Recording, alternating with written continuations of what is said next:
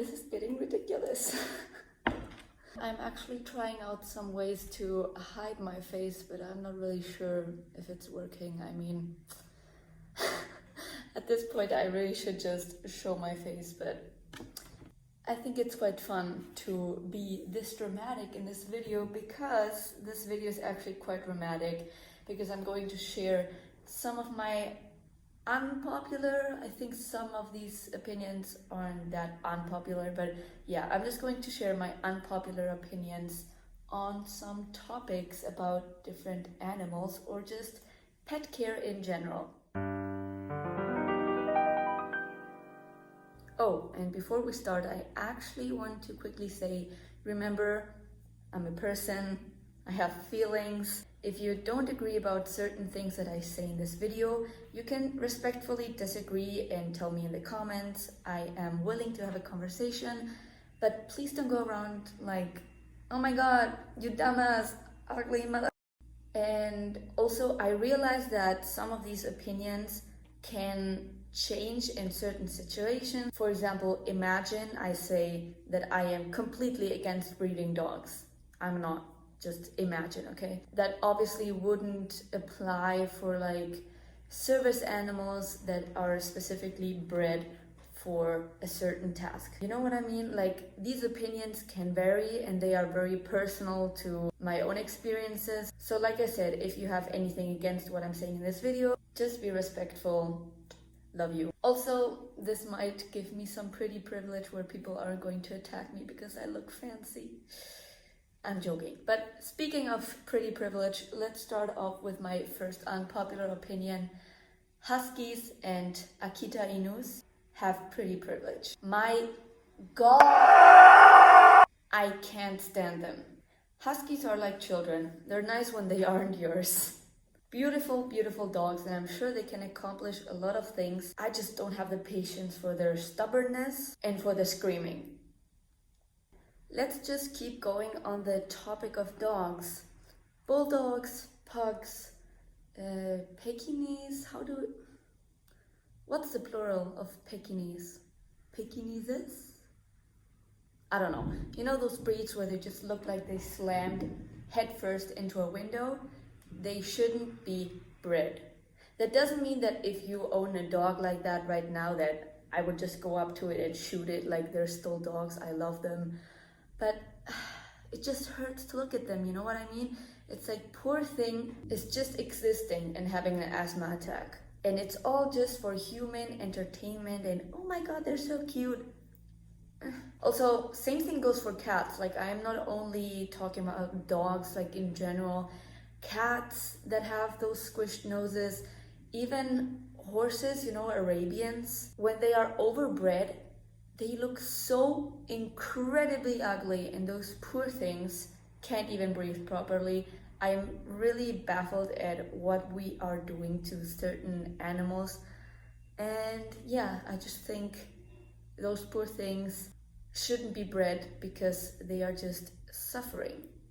This is an opinion that I'm sure so many people are going to disagree with it, because it's a pretty controversial topic. I even have friends that have already disagreed with me. But it's that I believe that cats should be kept indoors. Now, before you scream at me, let me just explain, because I obviously have reasons. You know, I'm really about giving our animals the biggest space that we can give them, let them do what they are naturally there to do, and so on. So this opinion didn't just form out of nowhere because I like to abuse cats or something, but it's an opinion that is slowly on the rise because, as you may or may not know, cats are actually destroying ecosystems because they don't only hunt for food, they hunt for fun.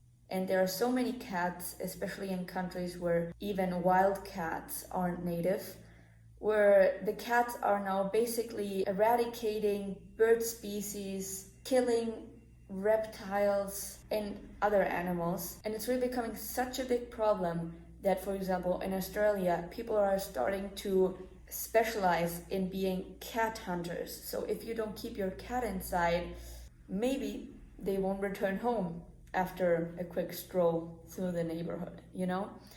And other risks are, especially if you live in a large city, of course, cars.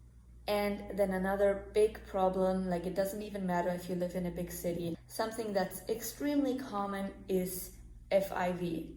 Just so I don't sound uneducated, I'm going to give you the exact description of what FIV in cats is. FIV is short for feline immunodeficiency virus, and it's extremely contagious. Inflammation of the gums and severe dental disease. They're also significantly more likely to develop cancer and immune-mediated blood disorders than healthy cats. Other symptoms are weight loss, seizures, behavioral changes, and neurological disorders. Doesn't sound very fun, and like I said, it's extremely contagious. Imagine a cat catches FIV and the owner of that cat still lets the cat free roam. So if I had a cat, I would really be so careful and definitely not let them outside. I have to say that I find it weird that we accept doing this to dogs, but not to cats. We have our dogs inside and then just go on walks with them. And that's basically what cat owners are doing now as well. They are taking their cats and going on walks with them so that they can still get exercise outside, some fresh air and stuff. But the most important thing is that you just make your house a cat haven. A lot of cat trees, little things that they can climb on, plants, I don't know, whatever it takes, so that, for example, like hamsters or like rats, when we keep them indoors or like in cages, we often try to recreate their natural habitat and give them as much space as possible. So the same thing would just apply if you live in a house. Obviously, I wouldn't keep a cat if I was in a really small apartment, but as long as your house is big enough for your cat to freely just run around, have all the exercise it needs, and then you also have like cat trees and everything important to keep them stimulated, I don't see why people are actually accusing other people that have this type of opinion of animal abuse. Like, I think it's quite obvious that I would be the last person to advocate for something abusive, especially since I'm someone who is literally putting plants into my rat's cage. Video coming up about that, just to recreate their natural habitat as close as possible. Like, I'm really not about to spread an opinion that would hurt another animal. Anyway, if you didn't have a similar opinion to mine right now, I hope that maybe I changed your mind. And if not, that's okay. Talking about space requirements, like with cats, another opinion of mine is if you don't have the space for the animal of your choice, don't get the animal. Something that I don't really understand is people accuse me, for example, or other people with this opinion of being classist or against poor people, because my opinion is that if you don't have the money for an animal, don't get it.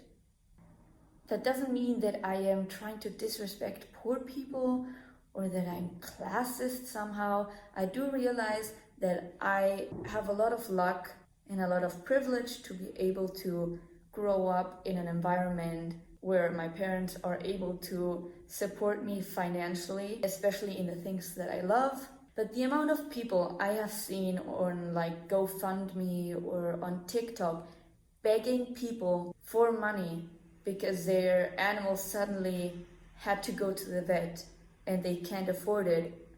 I'm just like, even if you aren't wealthy, like you don't have to be a millionaire. Just put a little bit of money aside for medical emergencies. Like, that's just common sense, right?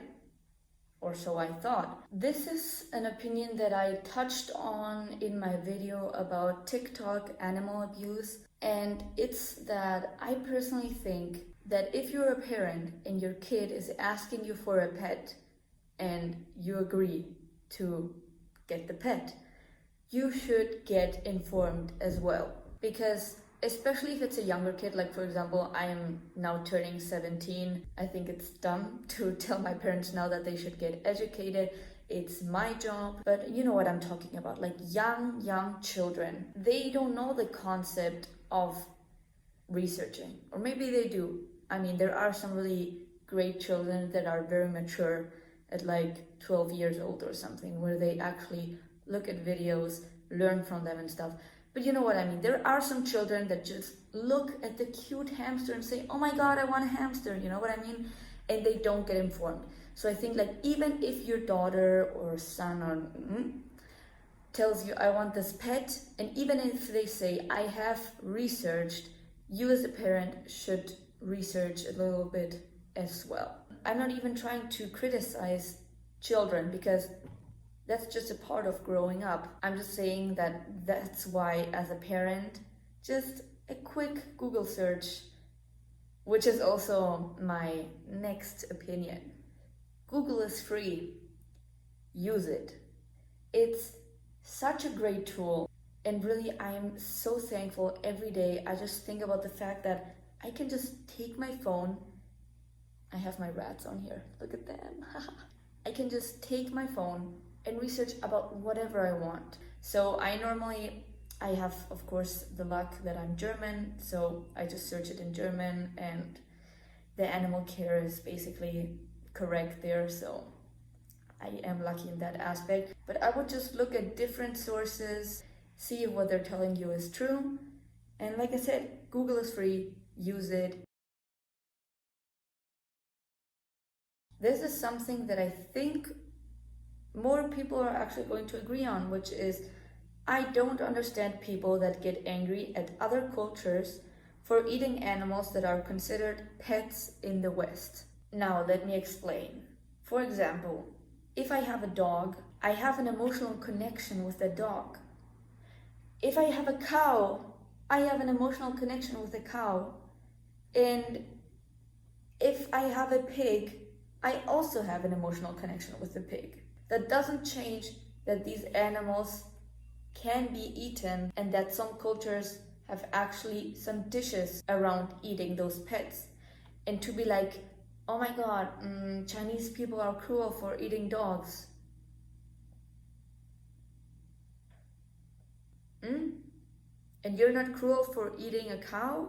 Now, let me explain further. Because I am neither vegan nor a vegetarian, and I strongly believe in buying meat from people who treat their animals well, like they live in open spaces with grass, to have all the fun in their life until their time comes, you know what I mean? So when I criticize Chinese people for eating dogs, I'm not really criticizing them for eating dogs.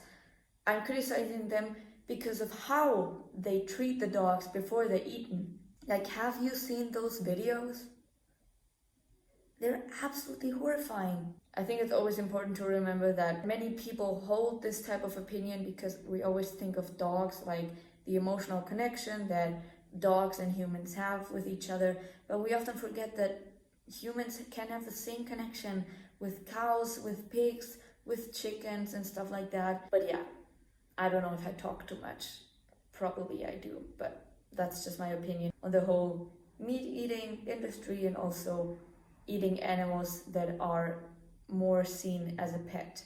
Now I'm completely changing topics, and this unpopular opinion is that I believe that most people aren't fit for bird ownership. Birds are so incredibly fragile, but then they also need so much open space because of course they fly, like they need the space to fly. And especially birds that are like more exotic species. With exotic, I mean like the ones who scream, you know?